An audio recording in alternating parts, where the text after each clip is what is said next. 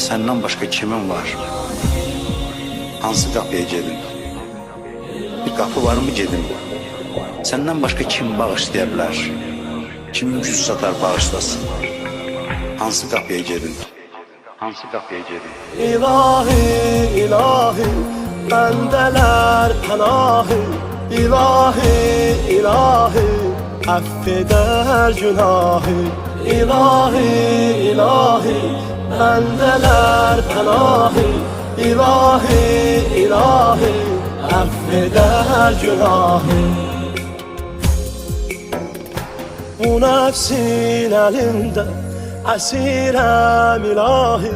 Kapımda gedayı həqirəm ilahi. Bu dergâhi lütfen ümid ilə gəldi. Fəqirəm ilahi, fəqirəm ilahi. Günahım var amma affeder ilahi, affeder ilahi. İlahi, ilahi, bendeler panahi. İlahi, ilahi, affeder günahı. İlahi, ilahi, bendeler panahi. İlahi, ilahi, affeder günahı. Huzurumda abdi, yoxum senden özgə.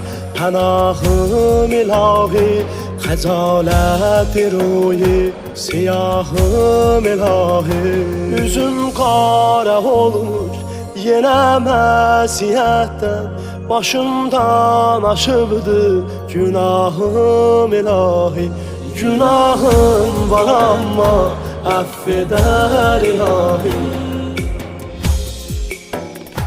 İlahi, ilahi, bendeler panahi.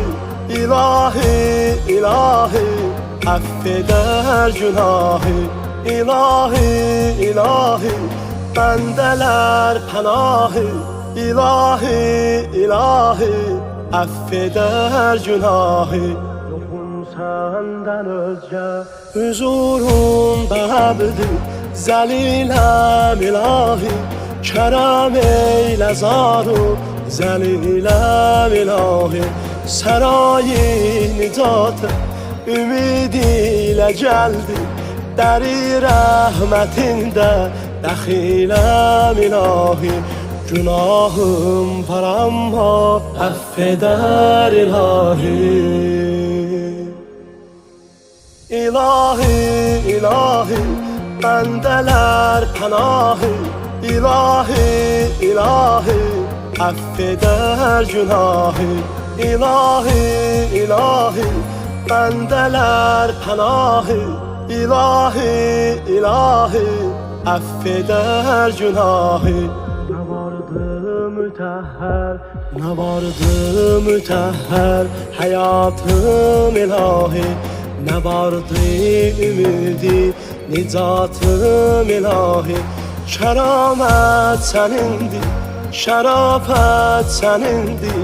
Sənə tək yığılsam şərifəm ilahi. Günahım var amma affeder ilahi. İlahi, ilahi, bendeler panahi. İlahi, ilahi, affeder günahı. İlahi, ilahi, bendeler panahi.